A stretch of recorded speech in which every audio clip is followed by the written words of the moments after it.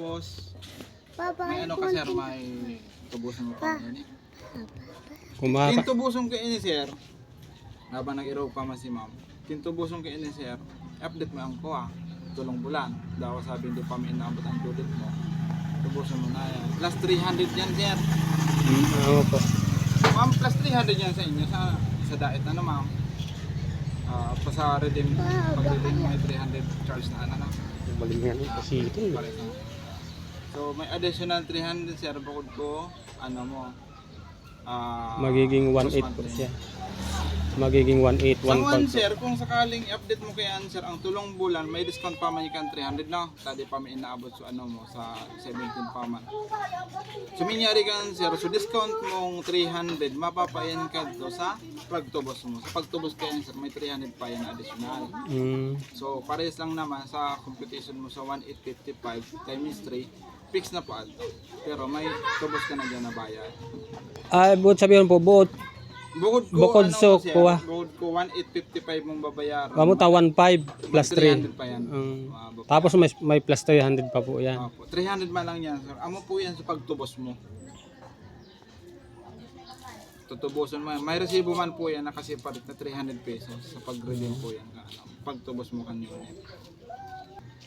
Pinta na ano ako. Di ko man kaya inasa na bigla man kaya so kuha. Kung Kaya pa sir kana ko pagpasuyo kaso di ko nalulugaran na sabi ko schedule ko na lang kako yan.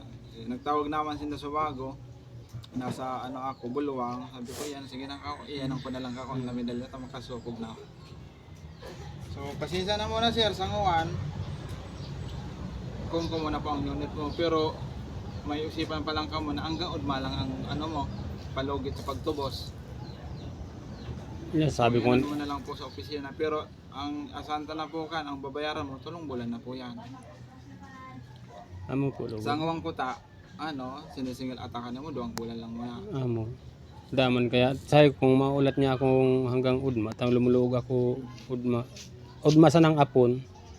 Iapit ko na sa Kana nasadto. ko sir da problema kaso ani po pasuyo ka na ko daman ako kanila ganito. Tapos hindi naman na ikitang kayo sa opisina. Amo po. Sige po ma'am. Yan mga Pinoy. Masakit man pong isipin, kukunin na po si Buddy. Magtatatlong buwan na po kaya siyang hindi natin nababayaran. Ang masakit lang nito, mawawalan tayo ng service sa trabaho. Nagipit po tayo nung mga nakaraang linggo. Isang linggo pa lang tayo nakakatrabaho.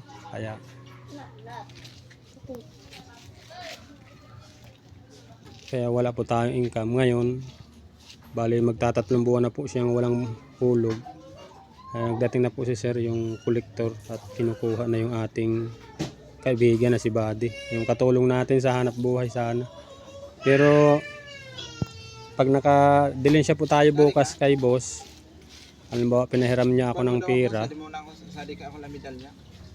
kukunin po ulit natin si Buddy. Pero pag hindi po, hindi na po natin siya ulit makakasama. Saan mas nagilid bago ka lumiko pen sa pansitan baga. Mababayad mo ng motor ko nakasayon. Pasuyo ka sa dait, kuno ko pa natin motor.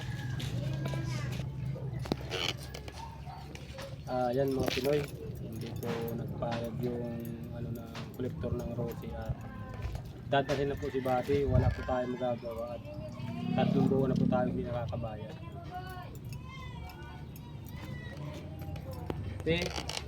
Muna na po naman hanggang abot sa Nag-ina ko no. Ulo to nasa na ko Buddy, habit niya. Nag-chat. Magtao po na ka.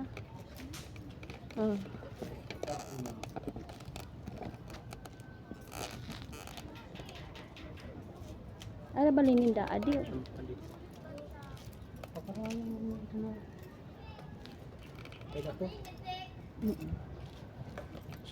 Yan mga Pinoy, nandito po tayo sa Barangay Agdangan, dito po sa bahay ng aking manager sa aking trabaho. At manghihiram po tayo ng pangbayad kay Buddy. At subukan po natin kung makakakuha tayo para hindi po mawala yung ating service na si Buddy.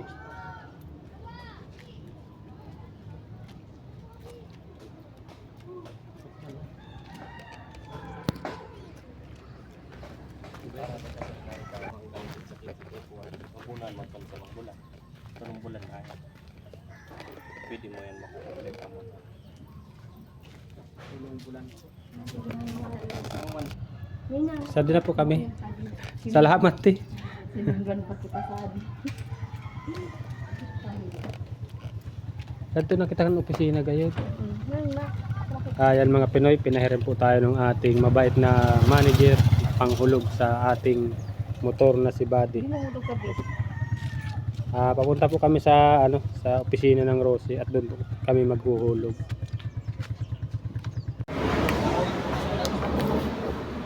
Yan mga Pinoy, naandito na po tayo sa opisina ng Rosie.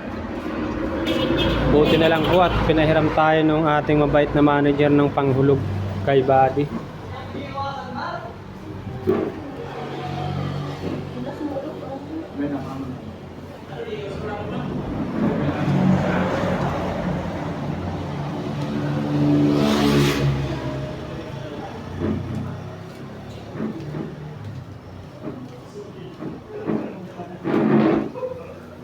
Ito yung mga bagong unit nila mga Pinoy. Oh. Ayan.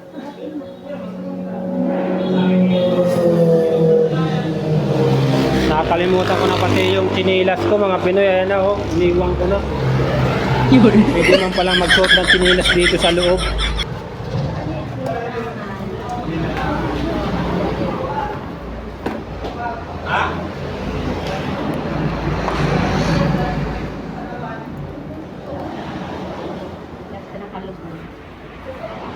Ha?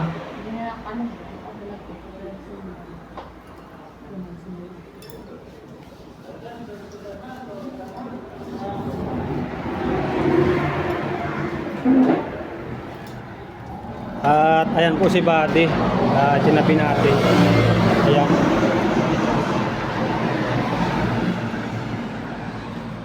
Pasukin natin itong mga motor dito na nakadisplay dito sa opisina ng Rosie.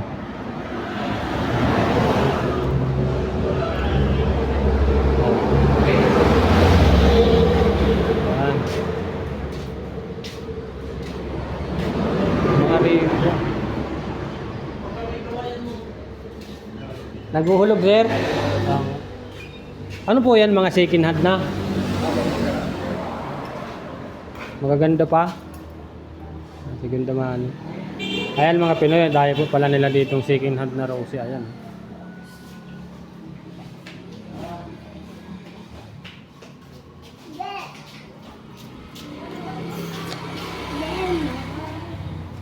Tara na, tara na.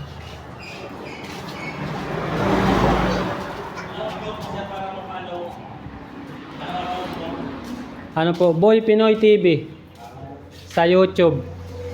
Ayaw po na nagpupuon pa sa naman kaya. Nagpupuon pa sa nang dumakula ako ha. Pero ba na akong nagbablog, 2 taon na. Mauban lang makalog, takadakol kayang kuha, mga vlogger. Ano lang, matyaga-tyaga.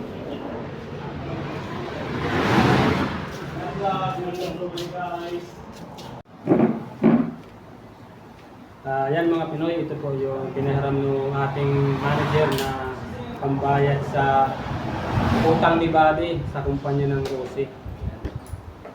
Maraming salamat po sa ating mabait na manager. Binigyan po tayo ng pambayad sa motor.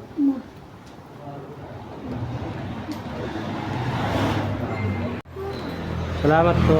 Tara. Una kayo.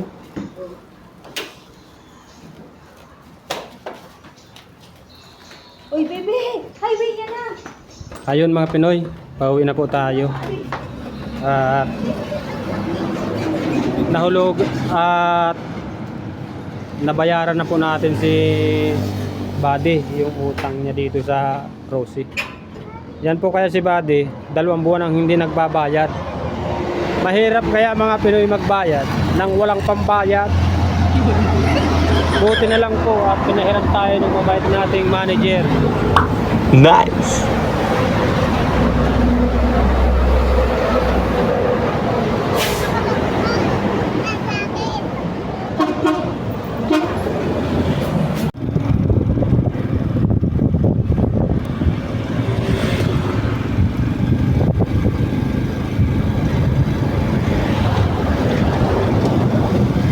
Ayan mga Pinoy, pauwi na po tayo sa bahay. At yung ating problemang hulugan kay Buddy na hulugan na po natin.